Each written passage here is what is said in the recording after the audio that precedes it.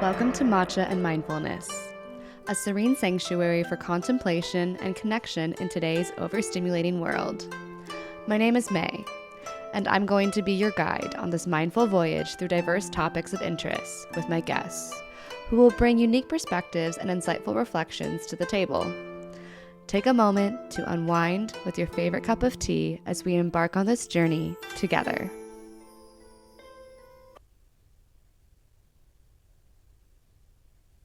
Hello everyone, this is Edie from Slut, Riot, and today we're going to talk about the film Anora. Anora has been praised by the critics as a feminist masterpiece, and the director Sean Baker said that its aim is to destigmatize sex work. But sex workers have opinions about the film, and today you're gonna discover more about what we have to say. I am a member of Slut Riot, that is a sex worker-led group that organizes events and shows, and we want to mix arts and politics and to destigmatize sex work through performance art. Later, you're gonna hear a conversation between May, my colleague from Slut Riot, and a sex worker from the United States, Bambi. The United States is the reality where the film Anora is set. I'm gonna give you a little intro without spoilers, so even if you haven't watched the movie yet, it's okay, you can listen to this part. Then May and Bambi are gonna go into a deeper dive into the film, and there's gonna be a lot of spoilers, so maybe you can stop it there. Or if you have watched the film, you can continue. And after the deep dive between May and Bambi, I'm gonna come back and give you a little conclusion and also link the film Anora and the topic of sex workers in the media and sex work representation to a personal experience that I had with a film director. But let's start from the beginning. So the film Anora is relatively good compared to other films that depict sex workers. The film was a pleasure to watch. It was incredibly realistic. The scenes in the strip club, everything you see there, it's true. I personally believe that it's a much better representation and much more realistic representation than in other films about sex work. Then I also really appreciated the way violence was portrayed in the film. You have a scene where Anora gets assaulted, and usually scenes of violence against sex workers are incredibly triggering and they can easily fall into trauma porn. But Sean Baker uses laughter as a tool to avoid trauma porn, and this scene of assault is turned into a very comical scene, and I really appreciated that because violence against sex workers is a really serious and triggering topic. It's real and we don't want to see that on screen. Then it was also interesting to see that the film focused on sex work and class. Sex work is a way to bridge different socioeconomic classes, and you can see this very well in the film. Anora, she goes home by public transport. I found this very relatable. She lives next to the train station, and then all of a sudden, thanks to sex work, she ends up in this mansion and goes to these parties and very expensive hotels, which is a reality that many sex workers go through. There have been other films that have tackled the topic of sex work and class, but they usually do it in using a saviorist narrative, as in like, oh, this girl was rescued from sex work, and I really appreciate that Sean Baker didn't fall into that saviorist narrative. But, and there is a big but, so the problem that I and also my colleagues have with Anora is not much about the content. So the ending is open to interpretation. I want to underline that some communities, stigmatized communities and marginalized communities, cannot afford to have things open for interpretation. So when I watched the ending, I understood why Anora did that. I saw that she switched back into her sex worker persona that was protecting her from the fact that she was overwhelmed by everything that had happened. But I saw this because I am a sex worker. Most people who are not sex workers won't understand the psychology behind it, and also won't remember that Anora is only 23, so it's pretty normal for her to take impulsive decisions. There was a couple sitting next to me in the cinema, and I heard the girlfriend ask, "Oh, I didn't understand, why did she do that?" And the boyfriend answered, "She did that because she's fucked up because of her job." And this is what leaving the ending open to interpretation does. Because if you don't give a clear message, then the audience is gonna project their opinions onto what they're seeing. And if their opinion is already prejudiced against sex work, they're just gonna find confirmation in what they're gonna watch. So I find it very contradictory that Sean Baker said that the film's aim is to destigmatize sex work, because what is destigmatizing in this scene? Quite the contrary. People are just gonna find confirmation for their stereotypes and prejudice in what they see. When it comes to communities that are stigmatized, we need clear messages. Another thing that was problematic is that, yes, we have a good representation of sex work in the film, but I don't feel like we should thank Sean Baker for that, because that would mean thanking another white man for doing the bare minimum. Sean Baker won the Palme d'Or at Cannes Film Festival thanks to the story of Anora, the sex worker, thanks to our stories. We have interesting stories. We are very often objects in the media, but we are very rarely subjects. The problem that I have with this film is the ethics behind it. They did have a sex worker consultant, and there are some side characters in the strip club who are sex workers, but for me, that is not enough. In what way is this film destigmatizing? Even though Sean Baker advocated for the decriminalization of sex work in some interviews, there is nothing of it in the film. The audience is not gonna go and look up Sean Baker's interviews. We did, because we are doing some research for this podcast, but the average audience member is not gonna do that. So what are sex workers getting from this film? Here we come to the question that is very common in art circles: who is allowed to tell whose stories? I don't think that a person is allowed to make a movie or to write about only what they know, what their personal experience is.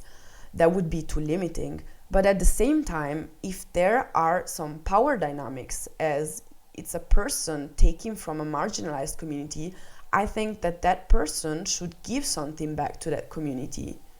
And that can be opportunities, so hiring a predominant sex worker cast, or money.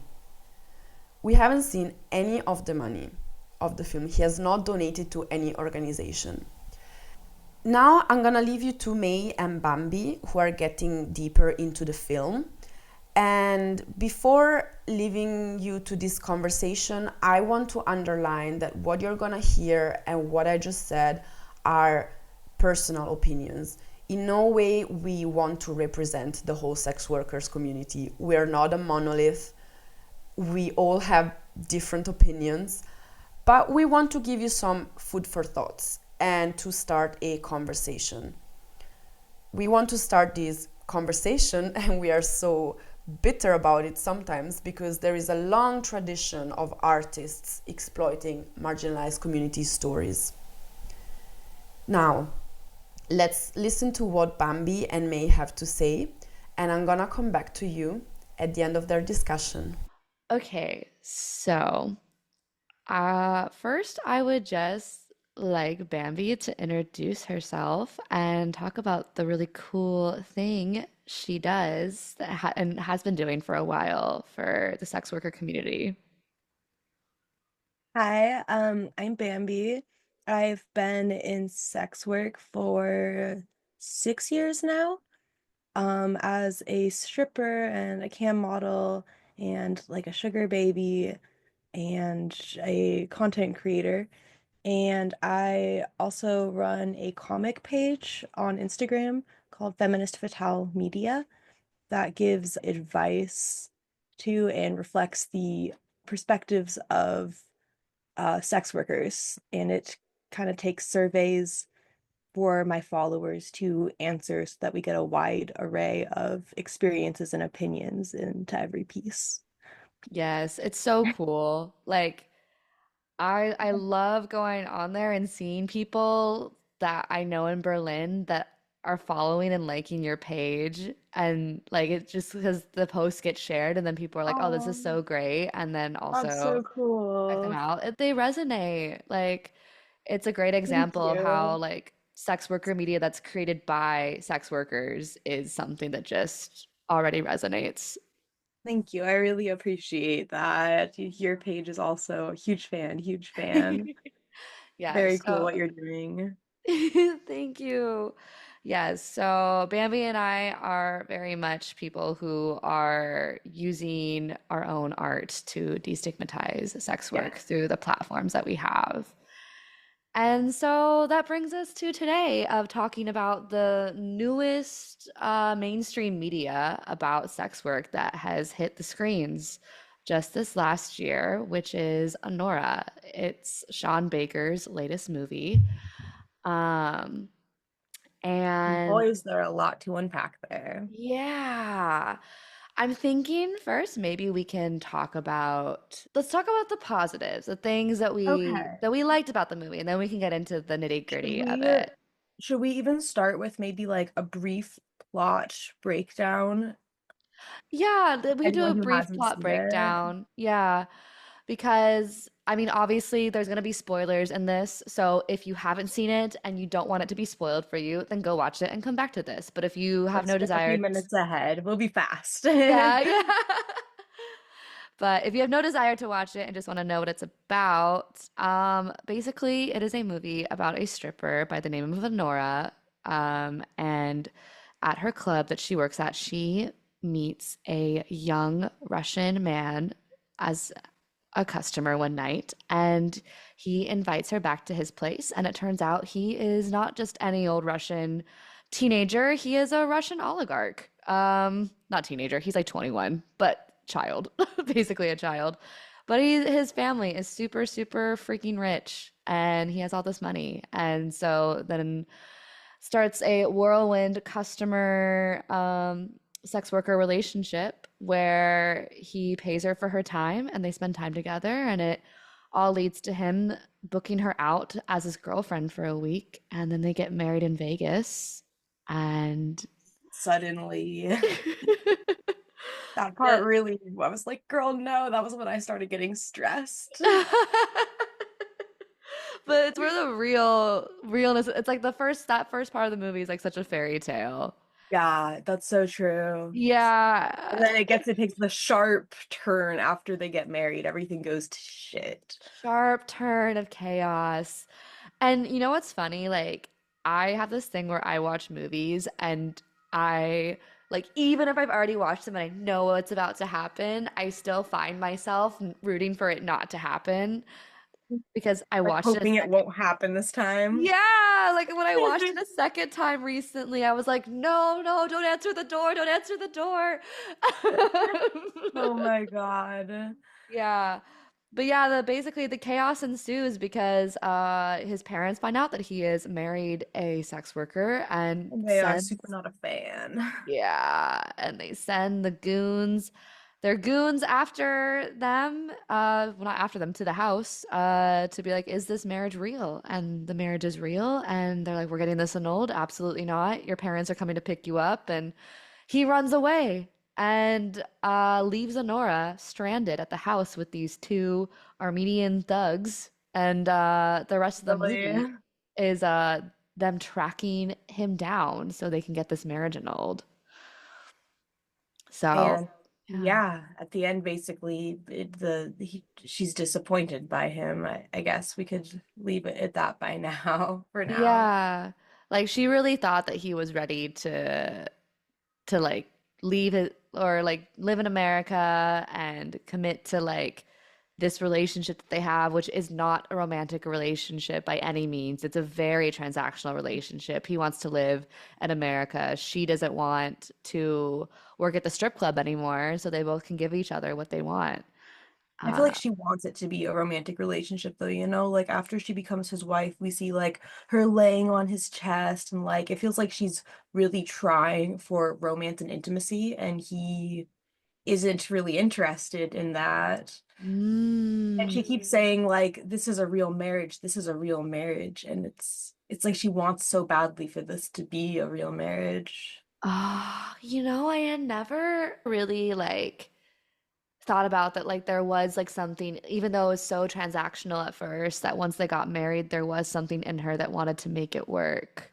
Mhm. She really wanted it to be a real marriage, you can feel. Yeah, and like the emotion behind it like it's Mhm. yeah because it's more than just it is her life and her livelihood but it's also like of course we desire human connection and she was happy to spend the rest of her life with him. Yeah, she was really trying, and he was still seeing her just as like a thing he could buy and discard. Yeah.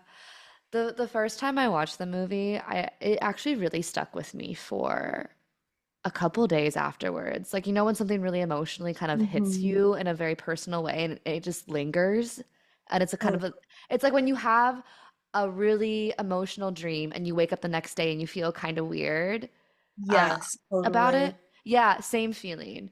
After watching, media or something that like really hits something.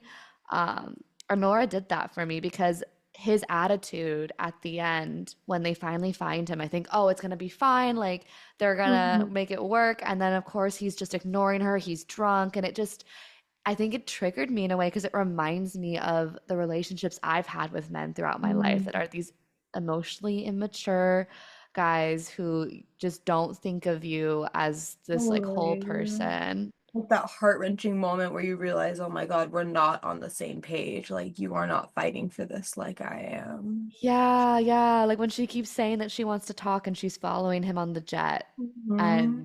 And she's like, "Can we please just talk?" And he just turns around and says, like, "Are you stupid or something?" Like, Yeah, it's so mean. yeah.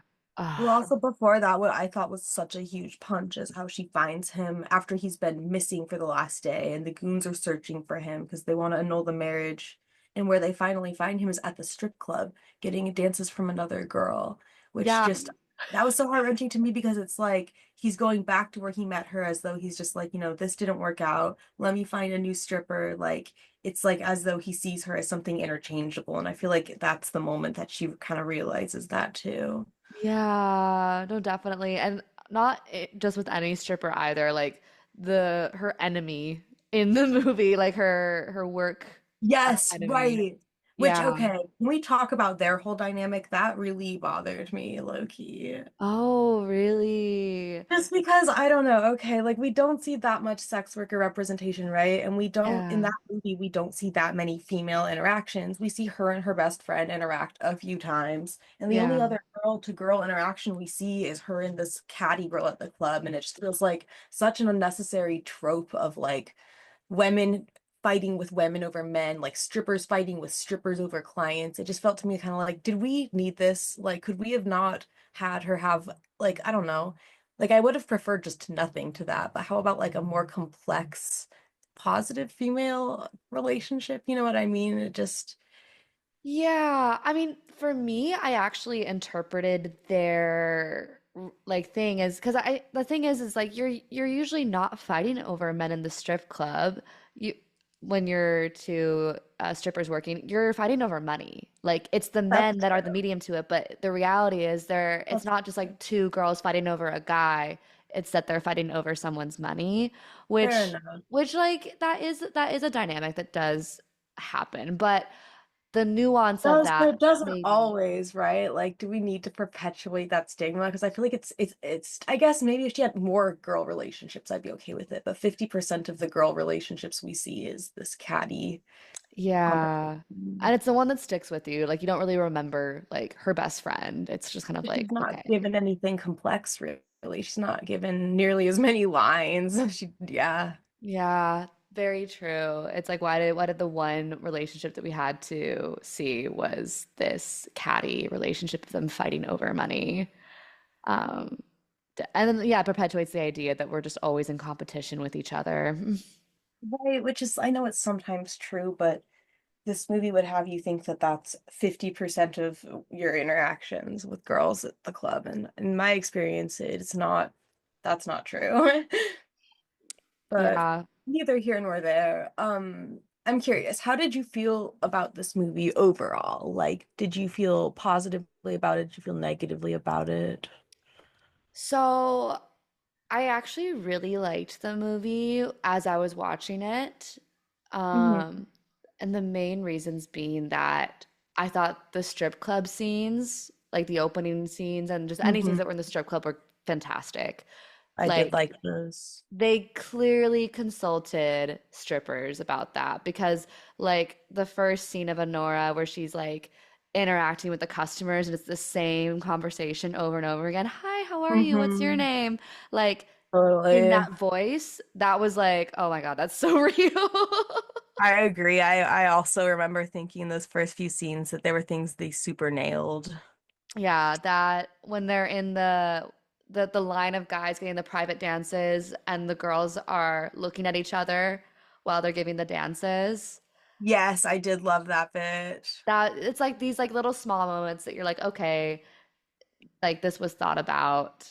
Um, and yeah, and I also liked that. I mean, I don't know why.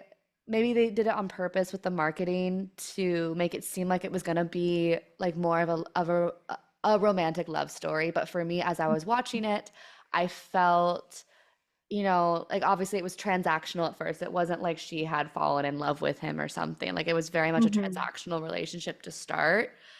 And I personally really liked that because for me, it's like, okay, it's not completely this fairy tale of like, oh, like Pretty Woman, it's not like this. Yeah. Yeah, it's much more like realistic of what a customer dancer relationship is going to look like if it gets outside the club.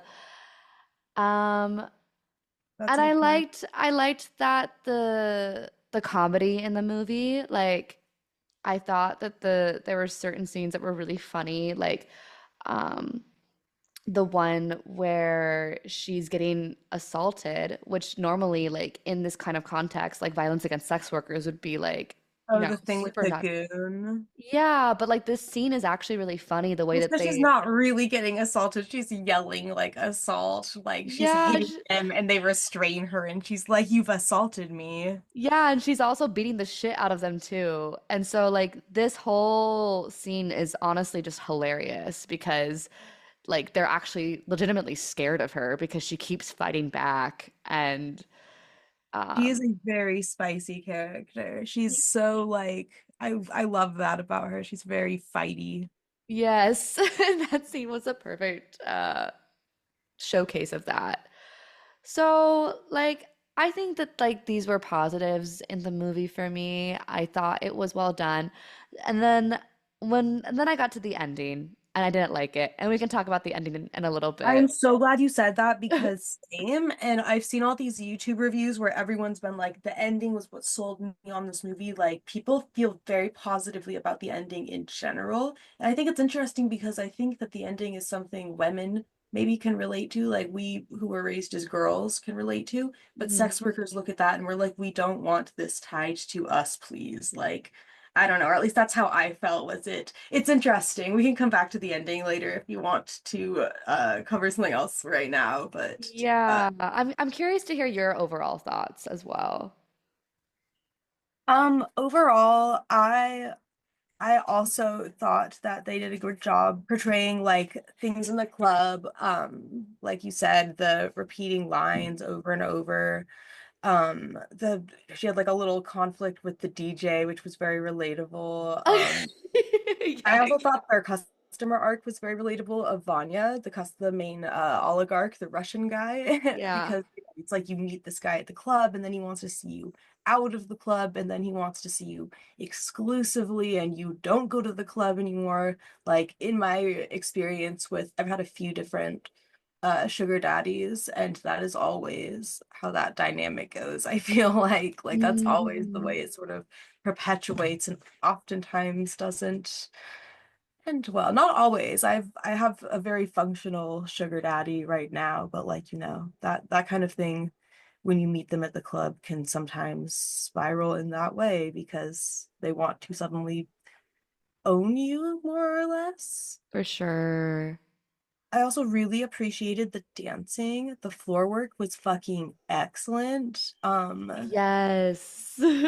Oh, and the conflict with the boss where she was like, he's like treating her like an employee, and she was like, all you can tell me when I can and can't work when you give me health care and benefits. And I was like, yes, that is so true. Like that's a fight I feel like every dancer is familiar with having with their manager, treating them like an employee, but giving them the rights of a contractor. Really appreciated the main girl too. Whereas in Hustlers, which was like the main super movies before this, the main girl was like pretty meek, pretty like, I don't know, kind of an angel character, like taking care of her sick mother, and she has a child. And I liked that this girl wasn't your classic, like, I don't know, little innocent lamb, nor was she like the devil. She was just this very young, very sassy, like confident young girl. She felt like a real person to me. Yeah, exactly. Because I think that's the problem with a lot of sex worker representation in the media is that they just fall into two tropes. And then you lay them Mhm. out exactly. Mhm. The meek lamb, like kind of like heart of gold, like she's just a very sweet person and she just happens to be in sex work. Or she's a really roughed up, like drug addicted, like whatever. And Anora doesn't like fall into either of those categories. Yeah, Yeah. that's so Like, true. And that's something yeah. I've seen a lot on YouTube reviews and stuff, people praising it for like the dynamicness of the main character. Yeah. Yeah. Her as a character feels, yes, very dynamic. And yeah, this was conversation with the manager is interesting because like this is the only part of the movie that was destigmatizing towards sex work. Like What part it was? when she says, you can treat me like an employee and you Yes. give me health care and benefits. Uh-huh. Yeah. And I just think it's funny that Sean Baker wants to destigmatize sex work with this movie. And I'm like, what about this movie was destigmatizing towards sex work, though? Like, Yes. like on a real note, like, what else in this movie was destigmatizing? Yeah, at first I was thinking this is a realistic portrayal and she's relatable, but pretty quickly I feel like this movie sort of spiraled into very unrelatable territory. It almost switched genres, and it's very much sensationalizing sex work rather than destigmatizing. It's the same kind of problem I Mm. feel like I had with Hustlers, where it's like it starts in the club, right? And then it winds up like sort of maneuvering out of the club and into a life of crime. Like, oh, is sex work not interesting enough for you as a concept? It has to spiral into a life of crime entirely outside of the club every time, really? Like, that's a big problem I have because it insinuates that sex work inevitably leads to like being tangled up with Russian hitman goons, or it inevitably leads to drugging men and pulling off huge heists. Yeah, 100%. Yeah, tying sex work to crime. Yeah, both I feel times. like Yeah. that's such a trope of girl becomes sex worker and suddenly her life becomes an action movie. Like I've been a sex worker for 6 years and I swear that isn't I've never had any of these experiences. Sex work is, if anything, sometimes kind of redundant. The biggest thing it has that's action movie like, I guess, is that it can be unpredictable what your next job will be or like who you're going to meet, but more or less it's redundant. And that doesn't mean that it can't make for a good film setting, but no one Yeah. cares to try to portray that nuance, I guess. Yeah, it's all the mainstream media that I think we have, almost all of it is, yeah, along these lines. Or it's this highly unrealistic Pretty Woman Oh movie. my God, yeah. And you Just said you saw similarities between those two. Can you talk about that? I'm so curious what you mean by that. because I will, so both Anora and Pretty Woman are movies that are about class Mm. Hmm. and like how sex work can be a trend, like a gateway from being lower class into higher class, like the access that sex work provides. Because in both movies, both of the characters start in their lower class situations. You see the comparison of Honora in her apartment under a train track, and it's Hmm. dingy, and it's she has a roommate that's shitty. And you see Julia Roberts' character in Pretty Woman who's working the streets as a prostitute, and both of them run into their customers who are these very rich men, and they get transported into a new world of luxury this way. That's true. And yeah, yeah. And I guess, and in both movies, it starts out as a customer relationship. Like it's transactional. He's paying for her. Right. And And they uh, both become more romantic or at least territorial. territorial. And then that's where they kind of diverge off, is that Pretty Woman is like this fairy tale version of it. That was like that's obviously like very much written by a man. Like it's some man's fantasy Hmm. of like he picks up the hooker off the street and she falls in love with him. Like to me, that's what Pretty Woman is when I watched it. Honora, on the other hand, feels a bit more realistic, like that this is something that feels more highly relatable. Um, I Given feel that like, like the romantic part of it can be kind of like it's a little bit more nuanced to me. Like for right, they're me, I different didn't as pick up on it super well. explicitly like you did. No, that's a good point that they do have a much more nuanced relationship. I guess if I could control the plot and edit it, what I would have liked to see is like a more relatable situation happening with the customer. Like same thing of like, customer comes in, sweeps you off your feet, convinces you to quit your job, and then, maybe offers you an allowance and starts expecting more attention of you than you can give, or Hmm. offers you an allowance and you have to move in with him and it turns out you don't like living with him, or you start missing like seeing other guys, or you know what I mean? Like I Yeah. think some like there's so many conflicts that are available in that situation that still could have been framed in a really interesting and like even like suspenseful or kind of horror light if they wanted to. Like I think there were Yeah. a lot of opportunities there that just Sean Baker ran right past to go for like Russian goons Russian instead. mafia, like let's go. Right? He was like, surely strippers are familiar with Russian mafia as a plot. Yeah. On the topic of class consciousness, Yes. one of the videos I watched this morning, reviewing this movie said that Sean Baker has said in interviews he is heavily inspired by a genre called Italian neorealism. Okay. And that's something that came up in like the 80s, I believe, under Mussolini. And it's basically movies about the class struggles. And I feel like you can definitely kind of see that in this movie. But like you said, there's a fairy tale aspect to it because it's not just about like being lower class, but it's about transcending that into a higher class through sex work, which is sort of the like Cinderella vehicle, I guess they use in this. It's the Cinderella of the modern age. Not even modern age, actually, because sex work has been around for so long. But I guess in this age of where we have such a huge wealth gap, Hmm. it is kind of like that in that way, that like sex work can be this bridge to accessing that kind of wealth. Yeah, and one of those few bridges that is not gate kept, like education and like business ownership, like land ownership. You know what I mean? Like it's one of those Hmm. things that hypothetically anyone can enter. Yeah, yeah, hypothetically. And it's like if you are lucky and are in the right, yeah, it's honestly, I think this is something about sex work in general that I have found in the last few years, and maybe you'll agree that I feel like so much of success in the job can be luck. Like there is a Yeah, skill to being like, a good salesperson, but there is a an lot of amount it. of luck that plays into it.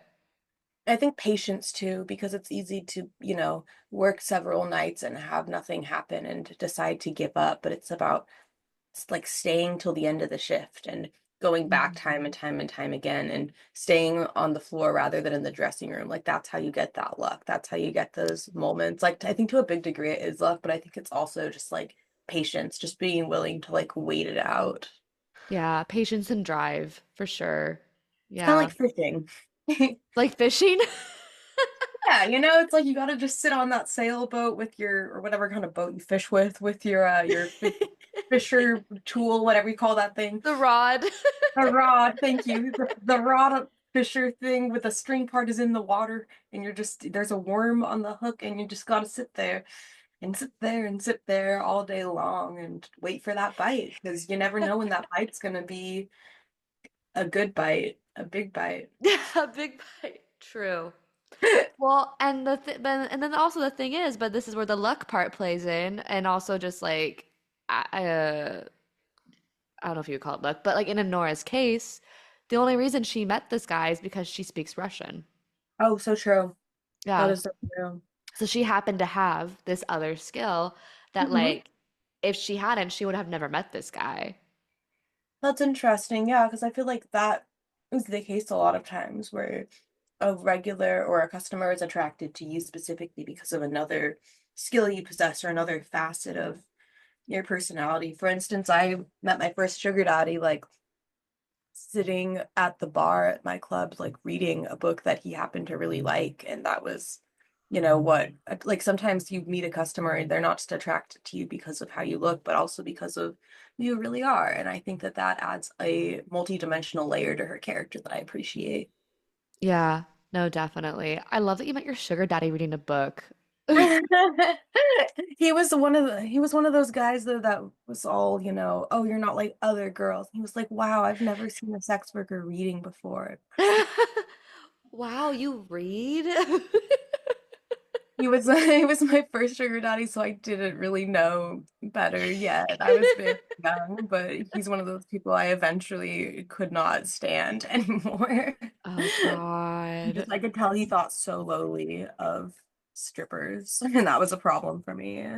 Yeah, I think after a while when you're spending so much intimate time together, it can feel a bit like, why? Uh, Right? Oh, but another aspect of the movie mhm.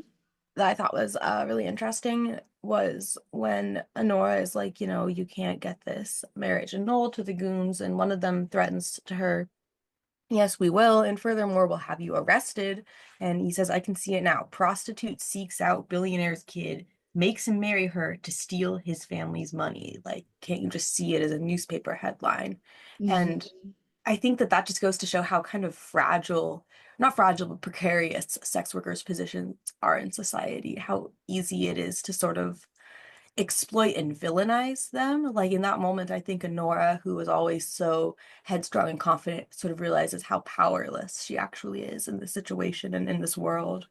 Yeah.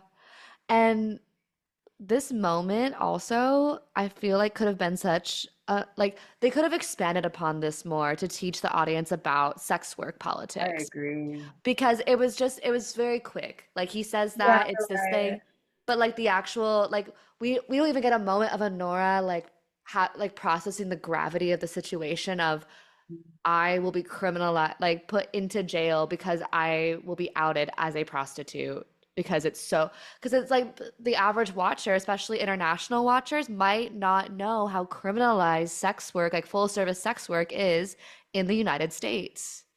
That's so true. I hadn't thought of it like that. Yeah. Yeah, that's so true. I do wish too they had pondered longer on that concept and maybe explored it a little bit more.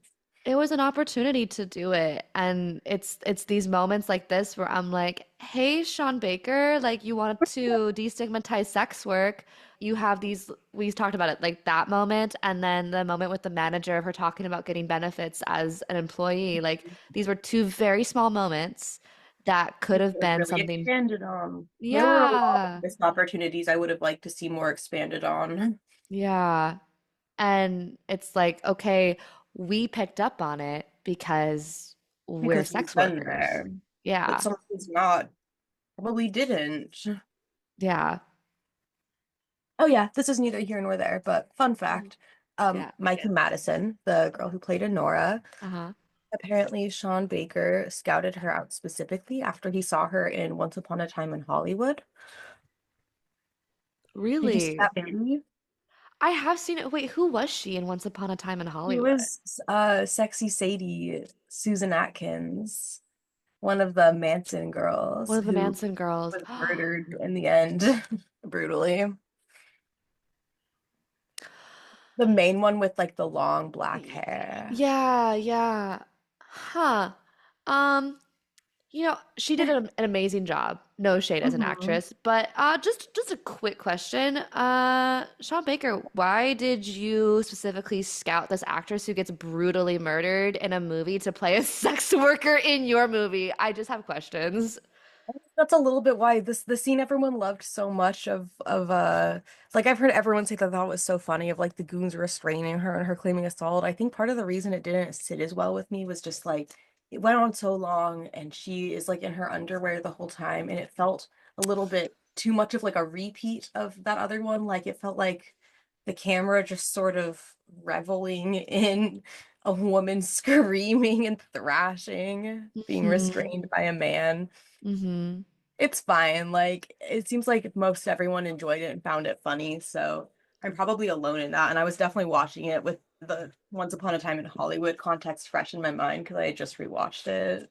So neither here nor there, but Yeah, but no, but when you do bring the Once Upon a Time in Hollywood context into it, that I should rewatch that scene because that is an interesting layer. Because just like you said that he scouted her specifically because of that movie, and it's like, of course, that scene where she gets murdered is probably the scene she's remembered um, most for in that specifically, I guess movie. he saw that movie and he had the idea for Anora in his head, but he wrote Anora for her, for that actress. Uh-huh.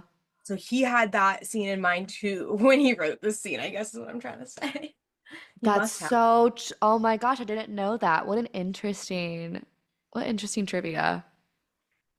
Yeah, just a little trivia. Well, like as we're just kind of like picking the mind of the man who wrote and directed this movie and just questioning some aspects of it, it is a really interesting point to bring up.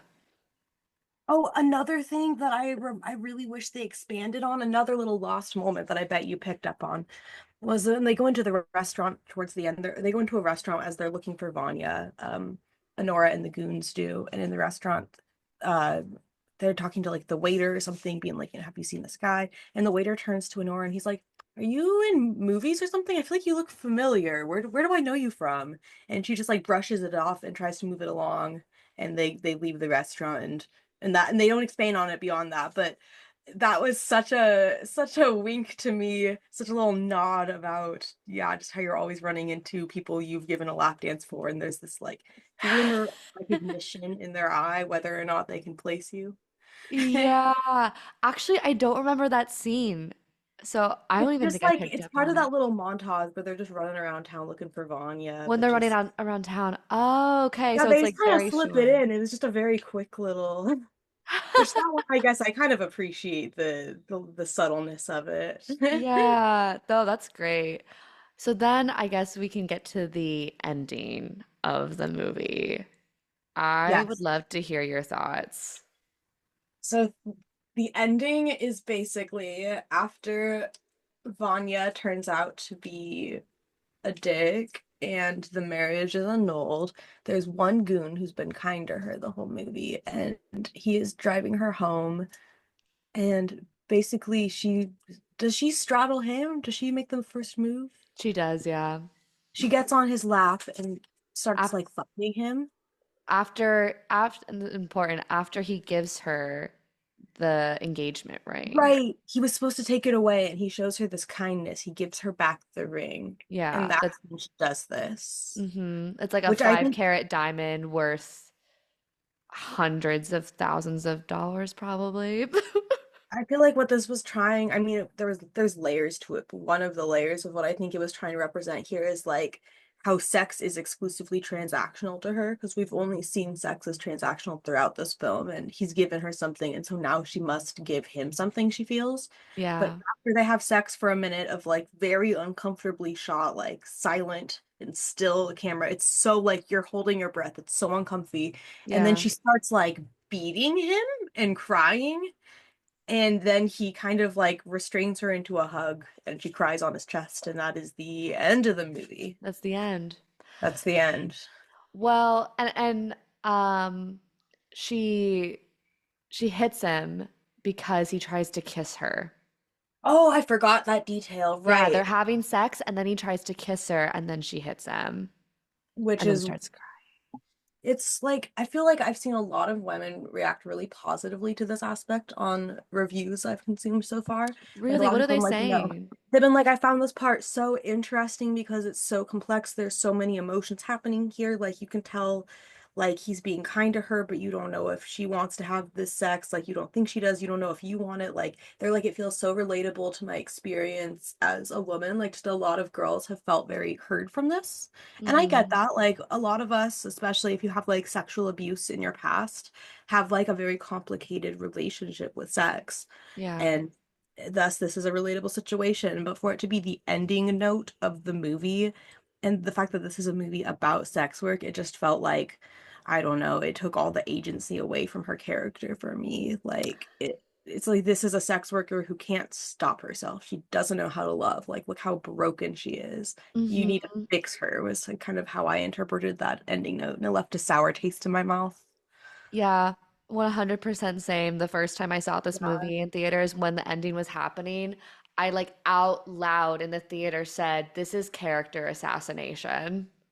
I wrote down a similar thing. I wrote down Annie deserved so much better than this man. And she deserved so much better than this ending. Why did they take the power away from her? Really? Okay, there's this term, and I used to be a film major before I changed my major like 8 times. But You for were? quite a, I was for a minute, yeah. I didn't know I was a that. film major before journalism, and now it's literature. I'm all over the map. But for that point in time that I was a film major, I took a lot of film as lit classes, and hmm there's this one term that I think like applies here that's like you probably heard like narrative vehicle, you know, like the way that you move through the narrative. Um, in that narrative vehicle, there's a driver and a passenger, and hmm very much it felt to me like Anora was a passenger. Like it did not In feel this like she scene. had in kind of a lot of the movie more or less for me, like she was Mm, very like fighty and strong-willed, but I didn't, other than money, I didn't have a huge sense of what she wanted, I guess, other than like love and money. I feel like she was sort of reduced to those two things. I would have liked to see yeah. for her, and I guess she had agency at times and in places, but I felt like she very much lost her agency when her character felt like reduced to just wanting to be married to this man. Like that was her whole thing for like the third half of the movie. And then Yeah. especially in this last scene, it just super felt like, I don't know, like she wasn't going out and doing things, like things were just happening to her and she was just responding. Like it felt like she was like they weakened her for me in the third part of the movie. Yeah, like her agency is taken over by the three goons that are chauffeuring her around town trying to look for Vanya. Yeah, and at first she's so, you know, she's motivated by like money, wanting to get a better life and such. But I guess after the whole thing where Vanya runs away and these goons are like taking her to get it annulled, I just sort of, maybe this is just a me part problem, but I feel like I kind of lose the thread of her character. Like it seems like all she cares about now is like, I want to be married, I want to be married, I want to be married. And it's like, girl, why? Why are you fighting so hard for this? Like, what is motivating you at this point? I don't Yeah. I don't know. That's probably just a me problem because I know money is what's motivating her, but like at what cost? Yeah, no, I think you raise a really interesting point, and that like we've been saying that there is maybe this romantic part to her and Vanya's relationship, but like it isn't really explicit. Like it's like, yeah, Mhm. she's emotional, but it could be interpreted that she's emotional because she wants a better life for the money, or she's romantically involved, or it's a little bit of both. And we don't really Like, get explicit information or on like this. it almost feels to me like maybe they're trying to say like, oh, the reason she's a stripper is because she's looking for romance, right? Like she's looking for someone to save her. It's Mm. this Captain Save-A-Ho narrative where this man comes into the club and is like, I'll take you out of this life. And she's this sweet broken thing who just wants him to love her. And then in the end, she just like wants to fuck the goo. I don't know, like it felt Yeah. kind of to me like this narrative that felt a little bit too familiar in a way that bothered me, I guess. Yeah, and especially with the ending because I feel like they leave it so open for interpretation Hmm. when this ending could have really like set they could have tried to say something more interesting with the ending if they had been more explicit about what is going on, but they just Hmm. weren't. Like, I would have liked to see it end with just like her going back to the club and like making bags and hanging out with her girlfriend, you know? Like that would have been a really nice ending. Like I feel like that you never get a sex worker movie with a happy ending like that. And I feel like we deserve that, you know? yeah, and I personally just like hate this relationship between her and the goon. Like, I just think Me too, it oh was my just it was God. just unnecessary to We me. didn't need it. We so didn't need it. And I feel like It, it just flattens her as a character. It reduces her to just this girl who needs to be loved, this fatherless. Oh, that's another detail is at one point, she says, when am I going to meet your parents? And he says, when am I going to meet yours? And she says, my mom lives in Florida. We can go see her anytime. So let's talk about your parents. And she doesn't say like where her dad is. So yeah. I think it's literally trying to imply like, oh, look at this poor, sweet, fatherless girl just looking for a daddy, Oh my which is a God. classic trope that gets attached to and pushed onto sex workers all the time. Yes, absolutely. Yeah, the daddy issues 100%. I totally missed that. You're so right. She doesn't mention her dad at all, so it's a very clear choice that like her dad isn't in the picture. Wow. Exactly. Wow. And also like that it has like at the end, like this is supposed to be a story about Anora, but at the end this goon um ends up being like it's about him at the end being some sort of savior for her because he's Yeah. the only one that was nice to her throughout the whole thing and treated her more like a person, like the bare minimum. The The bare bare minimum. fucking He didn't do minimum. anything heroic. Yeah. And again, it flattens her. It flattens her, yeah. He asked for simple kindness when he said, "I think Vanya owes Anora an apology." That isn't like some great amazing act. That's the bare minimum. Like, because all of them were being awful to her. Yeah, dude. I agree. Yeah. Okay. So do you know what else this director did? Do tell. A bunch of movies about sex work, apparently. Oh, yes, He's I did look this up. obsessed with Yes, fucking sex work. he has 5 movies, Dude, including yeah. Anora, about sex Wait, what work. are they all? I just have Florida Project, Tangerine, and Red Rocket written down. So, okay, so yeah, those are basically it. But so there's a movie called Starlet that's from 2012, and it follows the friendship between a young porn actress and an elderly Charlotte. woman. Yeah. Fuck yeah, I'm writing that one down because I need to watch it too. What is with that Yeah. though? What is with this man's obsession with like exploiting the exploitation of sex workers for media? Like why? Right? Like, it's one Under thing the if you make mask of like, destigmatizing. yeah, like 1 or 2 movies, okay, sure, but 5 movies? Like, this is like huge questions of tokenism and fetishization of Hmm. sex workers. Because why are you so focused on making movies? Because don't fucking tell me that it's about destigmatizing sex work It's because so not. It's not working. It's not. How is Anora do? What does Anora do to destigmatize sex work? Really, like what in the plot is actually doing something to send a message about sex work to civilians that they're gonna walk away and be like, I've learned something that's like, They're like, oh, conducive. I've learned that I'm right. All women have daddy issues and need to be saved, just as I L- suspected, and that That sex they're workers don't really want to be there. exactly. They leave the theater with that very last uncomfortable scene of this exchange. And a civilian's gonna see that and be like, yeah, look, she's so fucked up from her job that like she gets Hmm. this ring and the only way she knows how to like thank him for it is to have sex with him. And then she's like crying, like, you It super know, feels like that's the underlying message. Yeah. yeah. And like the thing is like this was pointed out to me by Edie because she personally liked the ending when she first saw it. And so from her perspective as a sex worker, she was saying that um it is like showing at the end like how you like just quickly you can turn back into your sex worker persona because she's sitting there, she's upset, like he gives her the ring, and then you see her face change into this smile that's Kind of like flips her on, whole yeah. demeanor changes and she becomes her sex worker persona again. Mm, So that's it's really show interesting. yeah, so it's showing this like it's nuanced though, but it's showing this like how she views, a transaction in her life of like giving her money because like the ring is money. So Mhm. she's like, you gave me the ring, I give you this. And that still That's I don't love it. I interesting. think That's so like interesting, though, to know another sex worker had such a different experience with that ending. I mean, that's yeah. cool that Yeah, different well people view it such different ways. yeah, well, and then but the thing is the next time we watched it, she Mhm. was like, I don't know how I feel about the ending anymore." Oh my God, that's funny. So it's a Dude, complicated yeah. ending.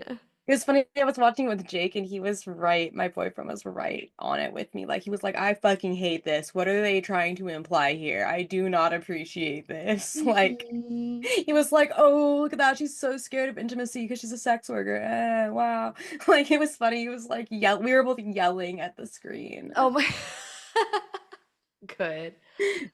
No, because I mean, really, like the takeaway message from this movie, there's nothing about this that is destigmatizing towards sex work. And Mm-mm. I mean, we can't really speak on his other movies because we have not seen them, but we can. I've seen a few of Oh, you them. have? I have. I really liked Florida Project, but I haven't seen it in years. Uh-huh. But it doesn't really paint sex workers too positively. Um, Okay. yeah, it's about like a stripper mother who is young and has like a 5-year-old daughter, and it's sort of Hmm. about the mother, but like through the daughter's eyes.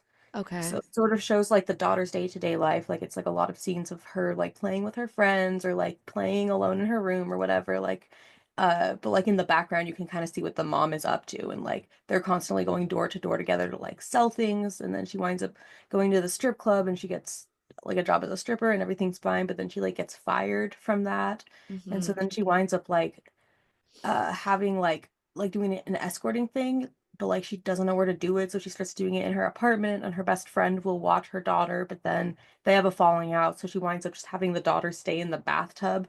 And so the scenes are like of the daughter in the bathtub playing with her toys, and in the back you like hear that the mom is like escorting in the other room. Like at the time I watched, I was like, oh, this is such an interesting movie. Like, I was a film student at the time and was like, wow, I love this narrative vehicle that we're seeing the mother through the daughter's eyes. Like, that's really interesting way.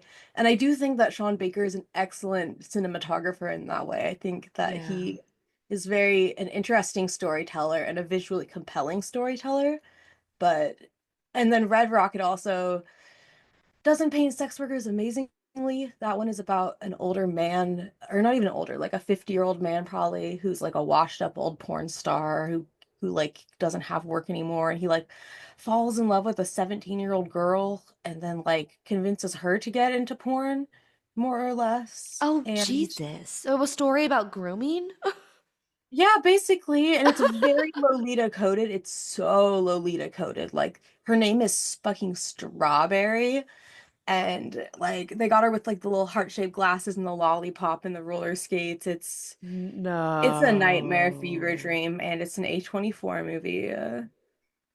Oh my God, that is like cookie cutter manic pixie dream girl shit Right? right there. His movies often have sex workers like struggling, like in that way, like the washed up porn star in love with a teenager, or like the stripper with daddy issues, or like the young mom stripper who can't pay rent. Like, I don't know, he never really has thriving sex workers, which I not that everything has to be sunshine and roses, but they're always particularly down on their luck. Like I think the class conscious and neo-Italian realism thing sort of at a certain point diverges into the territory of like exploitation for exploitation's sake. I really love that exploitation for exploitation's sake. Yeah, it's like he's Yeah. looking for the most down and out on their luck thing he can possibly portray just to revel in it basically. Like, I don't know, it's like he's like poking at like our glass, we're like in a tank. I don't Like we're in a know. fish tank. Oh my It's God. kind of how I feel. Absolutely. Well, and like with you saying that, that makes me think, he's saying that he makes these films to destigmatize sex work, but it seems that his idea of destigmatizing sex work is to showcase just how like shitty the conditions are for sex workers, or Mhm. like what kind of issues that you have in order to become a sex worker. And these are people with real issues, and look at all these real issues that they have and how bad it is. And like, I don't know. Like, again, like, what about this is destigmatizing towards sex work? Because it just seems like it's just reiterating the idea that, like, Mhm. people that go into this job, like, they don't have good working conditions, and which is, that's true a lot of times. But why focus on, like, okay, these like shitty things that are happening and look at, okay, we have these shitty working conditions, but look how we make it work. Yeah, Look, there's a delicate balance that needs to be achieved. yeah, like, I think sex work media should be left up to sex workers. Like, what if people who have never worked in sex work stop trying to tell our stories because you're just frankly not going to get it right?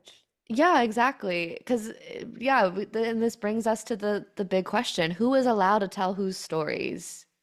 Yes, that's such a good point because I Yeah, don't feel like we have any real narrative control. That's kind of the whole idea behind Feminist Fatale, really, is just to put some media out there that sex workers have control of. And I remember the first time I had a piece on there go viral that I also had a lot of criticism in the comment section. And at first taking offense to it, but then realizing kind of like, I needed to like take these voices into account because of course sex workers are going to feel protective of sex work media because there is so little of it and it is so yeah, often so negative. Like anyone who tries to tell that story is responsible for reflecting people's experiences in a way that is, not going to perpetuate stigmas. And I don't feel like that's something Sean Baker really treated like the delicate concept it is. Like I feel like he was sort of careless with this. yeah, definitely, and continues to be careless with it because, Hmm. like, he did the absolute bare minimum with Anora and Hmm. probably his other movies. Because I know for a fact in Anora that he did hire sex worker consultants. That's what I was gonna ask, actually. I'm glad to hear that at least. Yeah, and the character of Diamond, her enemy in the Right. strip club is a sex worker. Oh, that we love that. Yeah, but like again, bare minimum. I think Bare like minimum, indeed. yeah, and then this brings us to our next point is that if you are trying to destigmatize sex work, like not only content-wise, but if this is what these movies serve the purpose of, why are you profiting? Yes, this money should not be going to like this random white man. Like, I agree with that completely. You have 5 movies now about sex work. If you really care about this, why? Why is Anora your 5th movie about sex work? Why are you keeping all the profits that have been grossed from it? Because, That's uh, so true, dude. what are you Very saying? least he needs to be going to a strip club and redistributing that. Very least. Exactly. Like, or like a strip club, an organization that helps sex workers. Like, this really, like we said, brings up the questions of tokenism and fetishization because if you are using our stories and profiting off of them, and like we are a group of people who are so stigmatized and marginalized, and the different intersectionalities of our community like face even more stigma and violence than others. Like there's criminalization, there's lives at stake, like there is real issues that we face every single day happening around the world right now. And you are sitting pretty with your, hold on, let me see. Um, your $6 million budget film where you have grossed 34.6 million worldwide from it. And we haven't seen a fucking dime. We haven't seen a fucking dime. And I also looked up, and there is no public information that says he's donated money from any of his other movies to sex workers or sex worker organizations. It really does feel like he's just tokenizing sex workers and then sort of throwing us to the wayside. Yeah, he's doing the bare minimum because when he won the Canes Award, he dedicated the award to all sex workers, past, present, and future. And I'm Oh, like, oh, do more. Fuck a you. dedication. How great. Like, That's like me winning something and dedicating it to all gays, past, present, and future. Or like all black people, past, present. Like that's such a vague and offensive way to just like lump a group of individuals into like one little group that you're fucking tokenizing the hell out of. yeah, exactly. Like, hey, That's I won so this rough. award, like for my movie that I'm making so much money off of. But hey, I'm dedicating this award to you. Because guess what? Your money wouldn't exist without our stories. I hate it so much. I hate it. You know what's Like, really interesting though is I've in like all the content I've consumed from normies, they've all thought this movie, they're like, it's so radical, it's so destigmatizing. He always chooses these topics that like look into like marginalized, underspoken of facets of society and like gives these things a platform. Like the average Joe thinks that this is like a really progressive film. And I think that we're starting to use kind of like how the word toxic gets overused, you know, or mhm. something like that. Like I think we're starting to overuse destigmatize, and we're starting to use it just to mean like portraying something. You know what I mean? Mm. Like you're not destigmatizing like unhoused people by showing an unhoused person like pissing on the street in the back of a movie, you know? Like that's not like representation does not equal destigmatization. Like think Yes, more hard about what facets you are representing and what they are saying, sir.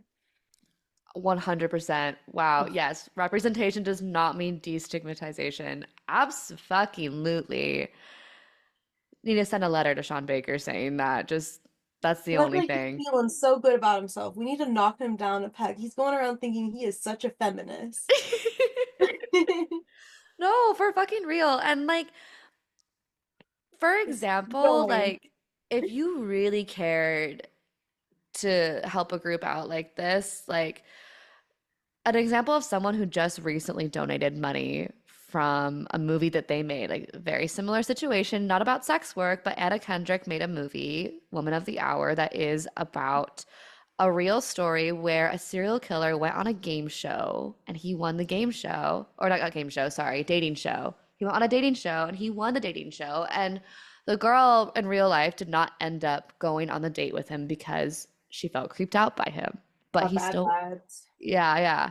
But he was a serial killer. And so she made this movie to like portray like, hey, look how charismatic men can be, that they can trick you like this. Like, that's wild. And she didn't mean to have it gross a bunch of money, but then Netflix bought it. And so what did Anna Kendrick do? She donated all the profits from the Netflix buyout to violence against women organizations. Oh, I know. Love that. Yeah. Love. So That's we Tom Baker should take a page from her. Yeah, like that is a very recent example of this exact situation where like Anna Kendrick is making it clear like I wanted to send a message with this movie I didn't mean, like, I didn't want to make a profit off of it. I just wanted people to be able to consume this art that I made that has a political message behind it. And then it actually helps someone with it. Like, Yeah, if you can afford to spend 6 million on your budget, you can afford to fucking donate some back to the sex work community. Thank you very much. exactly. Yeah, there's no public information that says he's donated money to sex worker organizations, which you know how celebrities are. Like, if they did donate it, they would fucking Oh say yeah, it. they would be telling you. Especially a man making movies about sex workers. If he was donating to sex workers, we'd never be hearing the end of it. Like, exactly. So why has he not donated a dime like this? The fact that no one else has really, as far as I've seen, called him out on this, like the fact that he's somehow surfing by on the optics is infuriating to me. It's so infuriating. It's honestly kind of shocking. Everyone stop praising this man. Yeah, he's literally doing the bare minimum. He's not even doing a great Not job at even. doing the bare minimum. I think the bare minimum would be like at least giving a little bit to sex workers and like not making them suffer in every film. Yeah, and how about you use your privilege as a established person in the industry to give a platform to some sex worker writers and directors to do a God, how about movie? it? Fucking hell, yeah. Why are you the one telling our stories? No one asked you for this. No In one fact, asked you to we do. are officially asking you not to. Can we like start a petition for sex work Yeah. asking Tom Baker to please stop making movies about us? Yeah. Can you please stop making movies unless you are giving the platform to sex workers to be directly doing the art themselves? Yeah, just donate the money to us, but like don't fucking we don't want your input. No, Or like I not at guess you can do all. cinematography because you're good at that, but no more script writing for you. Yeah, yeah, be the videographer, like No more whatever. Because concept pitching. You're the cinematographer only now. yeah, You've lost your privileges. yes, for real. Because seriously, like it's not that sex workers don't have the ability to tell their own stories. You, for example, and me, like there are so many of us who are artists and creatives. There are so many sex workers who have been telling our stories and who want to be telling our stories. Yeah, like give us room to tell our own stories because we're already struggling to tell them to begin with. Mm-hmm. Yeah. I agree. We're not struggling to tell them. We're struggling to tell them in a way that we actually get a platform to do it because that's what it's about Yeah. at the end of the day. It's about access and privilege. And And the fact these that are things more that we people don't this, have. right? Like the fact that more people are going to watch Anora than will ever see our work is just really sad to think about. Just because it was made by a man who is already famous and established in this Mhm. industry. In a lot of ways, it reminded me of Euphoria, where it was like it was really pretty, but it really kind of felt like it was, I don't know, like really basking in the portrayal of like girl suffering, you know? Mm-hmm. Like just like I don't know, with the real dark issues of like drugs and sex But there's glitter and cute lighting in the scenes and and like yes, and it's pretty, but don't let that fool you. Don't get lost in the fact that he is just like exploiting girls for the sake of it and the aesthetic of it. yes, absolutely. No, we're tired of it and we're calling for a sharp like halt to this because Like, seriously, we don't mean to sound like bitter sex workers, like bitter angry sex workers, but also you've given us nothing to like make us not kind of sound like this in this moment because it is just tiring that men are being congratulated for doing the bare minimum and this isn't just in sex work, this is just in life. yeah, everyone else is being too unbitter about this movie. Like I hear it's up for like Oscar nomination. Like somebody It has to is. step in here and be like, this is problematic. We like has anyone bothered to ask us who are being represented how we feel about the representation in this? It also was up for Golden Globe nomination, so it's being highly critically acclaimed. Yeah, people um are loving this shit. they're People are eating this shit right up. eating it up. A great uh, job posing as like a progressive piece of media. If yeah. you look at it too deeply, I think it comes off that way. if you don't look at it for too long. Yeah, yeah. You think that it's some kind of radical, amazing thing, but it's actually not. It hurt our feelings. We do not like it. Yeah. Get it away. And yeah, I think like the main thing that we feel from this is that sex workers need to be telling their own stories Yeah, and be creating their own media surrounding their stories. yeah, for real. And on that note, make sure to follow us if you don't already on Y- Instagram. yes, Feminist Fatale Media. Bambi is With posting. dots in between each word, feminist dot fatale dot media, technically. Yes, I will have you tagged in the Okay. this description of Word, the word, word. podcast. Yes. Wonderful. And then follow my group, Slut Riot. We are a Berlin-based group of self-organized sex workers working to destigmatize sex work through our performance art. And it's Um, so cool and fun. I wish I lived in Berlin so I could attend it and be a part of it. It looks so awesome. hey girl, come visit. Like you come I visit, really we'll want make a space for to. you. Yee. I love the way you're making sex work more like accessible to a normal person who might like what you're doing is genuine destigmatizing work by doing things like blending like, stripper performance with like a nice restaurant or like stripper drawing classes. Like take Yeah. notes on Baker. Take fucking notes.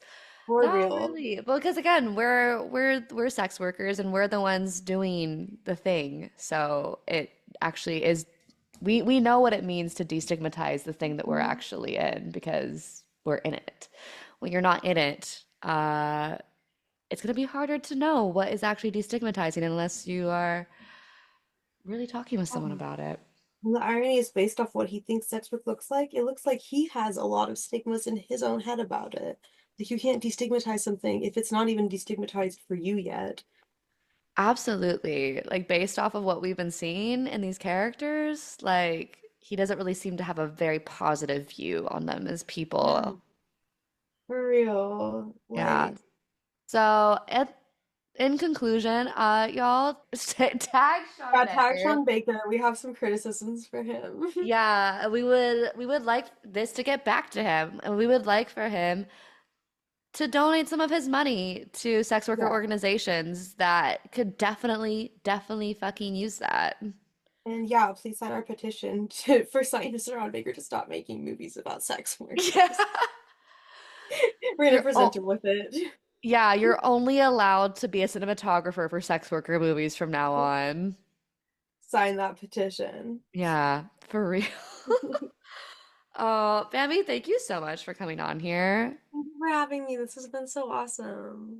Yeah, you are fantastic. I am so lucky to have a friend like you and that we've been friends for this long, and now we're here doing this. I know, I'm so happy we've been collaborating lately. This is so fun. It's so Yee. cool. And yeah, we've been friends forever. I love that we are still friends and like in this new and different way where we're both sex workers and media makers now. Yes, taking over the world one one One media at sex a worker time. at a time.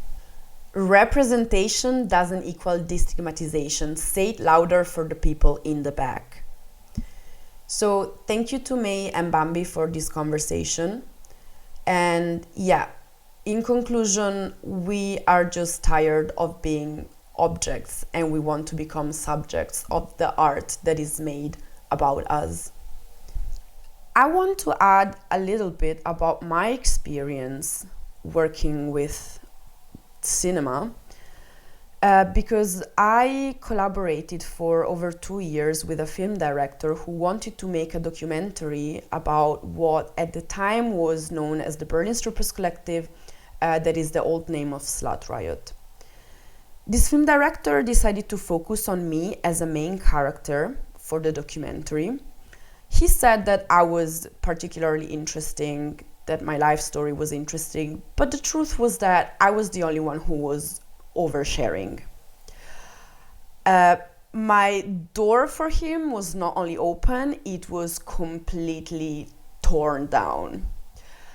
We went partying together, we also had drinks together, and I was just blabbing about my life, about work. Then at some point, he decided to make me co-author of the film as an ethical choice, because he said that he didn't want to exploit my story, which I found very good. And I trusted him, and this made me trust him even more.